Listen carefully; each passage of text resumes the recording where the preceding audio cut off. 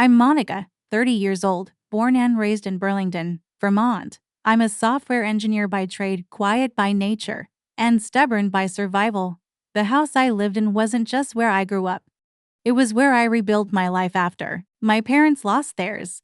It was my home, and I protected it like someone might protect a child. The beige siding? I repainted it myself. The old plumbing that froze every winter. I paid for the upgrades. Every appliance in that kitchen had my money behind it. And every dinner, every morning coffee, every late night debugging session on my laptop happened under the roof I thought would always be mine. Until one night, everything shifted. We were eating spaghetti, the four of us, my mom, my dad, and me at the table.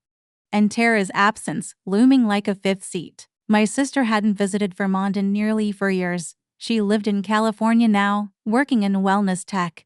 Whatever that meant. She'd float in for holidays and then vanish. Like a ghost with an expensive haircut.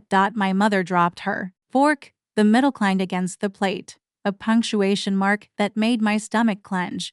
"You have 48 hours to get your things out," she said, staring at me like she was reading from a script. "That house belongs to your sister now." I blinked. At first, I thought she was joking. My dad cleared his throat but said nothing. His eyes stayed on his food like he couldn't bear to look up. I waited for someone to laugh, for the punchline, for any of it to make sense. But my mother kept going. "It's not personal, Monica. Your father and I talked. Tara's at a place in life where she needs a fresh start. It's time for you to find your own path, too." My stomach dropped. I couldn't feel my legs. I looked around that kitchen. The walls I painted last fall, the oven I bought when theirs broke, the floorboards I sanded and sealed myself, and realized I didn't exist to them the way I thought I did. I was a placeholder, a caretaker, and they were erasing me. I didn't cry, not there, not in front of them. I put down my fork. "All right," I said, 48 hours, and I got up. That was the last thing I said to them that night. I locked myself in my room and sat on the edge of my bed, staring at the walls. That house had been mine in everything but name. I had poured nearly $80,000 into keeping it afloat after Dad's medical bills nearly bankrupted them. They'd cried at the kitchen table the day I offered to help. They'd said I was their rock, their blessing. And now, they were passing the deed, the life I built, to Tara. Tara, who once joked she didn't even like the house because it smelled in New England. Tara, who couldn't be bothered to show up for our father's heart surgery because she had a product launch. Tara, who was now, somehow, the heir. I didn't sleep that night. I made coffee at 3 a.m., sat in the living room, and started making a list. Not of what to pack. Of what was mine. The laptop I coded a dozen promotions on. The couch I bought secondhand and reupholstered. The dining table I refinished during the pandemic. The washer and dryer. The microwave. The framed prints on the wall. The curtains. The rugs. The custom bookshelves. The smart thermostat. Every knife in the kitchen. Every fork. Every towel. I was meticulous, methodical, and I was done being quiet. When the sun rose, I made one more call. Kristen. She was my best friend since sophomore year.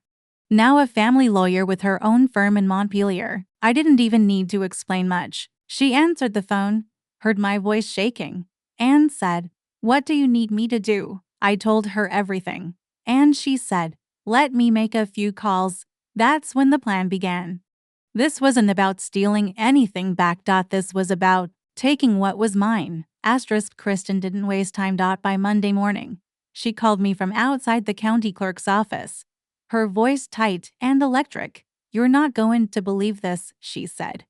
"Your grandfather left a will, and you, Monica, are the sole heir to the house." I nearly dropped my phone.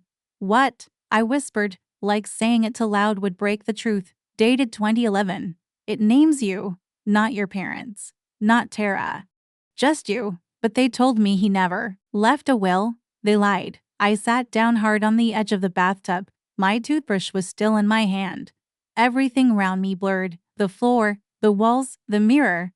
My chest felt like it had been hollowed out. Not just betrayed, discarded, forgotten. They had known. They had hidden this. The people I paid bills for, cooked for, canceled vacations to support, had looked me in the eye and handed everything to someone else knowing I was the rightful heir. I thought of my grandfather. I remembered the way he used to call me builder girl, always proud of how I fixed things. He taught me how to use a drill, how to change the oil in a car. He always said, a home needs a heart, Monica, not just hands.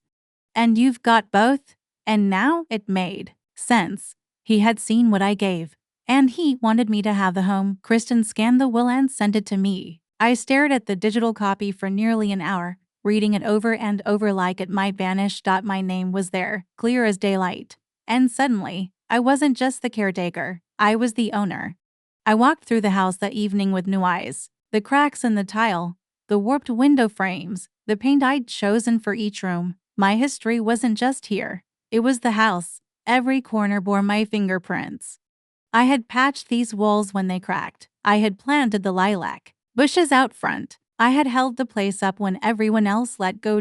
So I got to work. The next morning, I went to the hardware store and bought a bulk pack of neon green tacks. I started labeling. Paid by MK, gift from Kristen. Not family property. Purchased via Monica's bank account, labor done by Monica. Each tag was a small rebellion, a truth staple to silence. The house began to look like a protest sign exploded inside it. Bright stickers on everything. The TV, the toaster, the storage containers in the pantry. I even labeled the lawnmower, because I bought it after Dad threw his back out and couldn't mow anymore. I boxed up everything that was mine and stacked it in the garage. Movers would come Friday morning. And then I wrote a letter. I taped it to the fridge. Dear Tara, welcome home. I've taken what belongs to me. If you want a fully furnished life, you'll have to buy it like I did. Good luck. Monica. 2 nights later, I stood on the front porch, staring out over the quiet street. A few neighbors passed by, glancing curiously at the moving boxes. One of them, Mr. Donnelly from next door, walked over. Monica, he said gently, I heard what happened. If it means anything, we all saw how much work you put in. That house ran because of you. My throat tightened. I hadn't cried since the dinner table. But in that moment, being seen by someone who didn't owe me anything, it ended me. I nodded silently, wiped my face, and thanked him. Friday arrived. The movers came early. I walked them through every room, checked off the list, and let them do their job. By 2 p.m., the house was empty, emotionally and physically. No more framed photos, no more blankets, no warmth. Just empty walls and cold tile. It was no longer mine. Not because of a signature, but because I chose to leave it that way. I locked the door behind me for the last time. Kristen picked me up and drove me to her apartment. I moved into her guest room with my boxed up life, and my anger still hot under the surface. That night, as we sat on her balcony with wine and Thai takeout, my phone buzzed. Tara had landed, and she had seen the fridge note. Then came the calls from my parents, voicemails, dozens. Confused, furious, accusatory, hurt. What did you do? She's your sister? You've ruined everything. Come fix this now. But I didn't answer. I texted one thing to the family group chat before muting them all. Please direct all further communication there. Oh, Kristen Miller-esque. I'm done. And just like that, I wasn't their daughter or fixer or stand-in anymore. I was free. Saturday morning came with a sense of finality. I stood in Kristen's apartment, surrounded by stacked boxes and quiet. Outside, the trees were beginning to change, red, orange, yellow, as if the world itself were shedding old skin. I brewed coffee and watched the steam rise like it had a message I wasn't ready to hear. The house was no longer mine, not legally, not physically, but the truth had landed like a wrecking ball in my family's world, and the fallout had only just begun. By Monday, Kristen had filed paperwork to formally assert the original will. Since the house had already been transferred illegally, without my consent and against the terms of a valid inheritance, she initiated the process to force a sale, not to reclaim it, but to prove a point, a painful, expensive, and public one. Tara tried to fight it. She hired a lawyer of her own. But the facts were ironclad. The deed transfer had no standing. The original will was legal, witnessed, and logged with the county. My parents who had claimed for years that no such will existed, were now exposed for what they were: liars who erased a daughter to elevate another. Within 2 weeks, the house was listed. By the end of the month, it sold, not to me, but to a local investor who planned to rent it out. I didn't care. I didn't want it anymore. The house was tainted. It smelled like betrayal now. And what came after wasn't vindication. It was silence. No calls, no texts, just the cold, clean break of abandonment. Kristen's apartment became my soft landing. She gave me space, but also clarity. She poured wine when I cried. She helped me job hunt when I needed purpose. And one quiet Wednesday, I got an offer from a marketing firm in downtown Burlington, double the pay, a creative role, a clean slate. I said yes. And slowly, the clouds lifted. I found a new apartment 2 blocks from Lake Champlain, small, modern, with white walls and floor-to-ceiling windows. The first box I unpacked was my bookshelf, filled with programming, manuals, and paperback thrillers. I set up my coffee maker, hung the photo of Grandpa and me on the porch swing. There were no ghosts in this place. No memories I didn't choose. A few weeks later, I ran into Mr. Donnelly again. He waved from across the street and came over with a container of homemade chili. Heard about the sale, he said gently. Place doesn't feel the same without you. Neither do I replied. And I meant it. My parents had downsized into a cramped rental after legal fees drained their accounts. Their social circle had thinned too. Neighbors whispered. The story got around. The real one. About the will, the betrayal, the daughter who fought back. Tara moved into a condo near the waterfront, her Instagram full of fake smiles and yoga poses, pretending none of it happened. I didn't follow her anymore. I didn't need to know. I thought maybe I'd miss them. Eventually, maybe holidays would ache. Maybe loneliness would bloom where family used to be. But none of that came. What came was relief. A gentle, quiet kind of peace I hadn't known in years.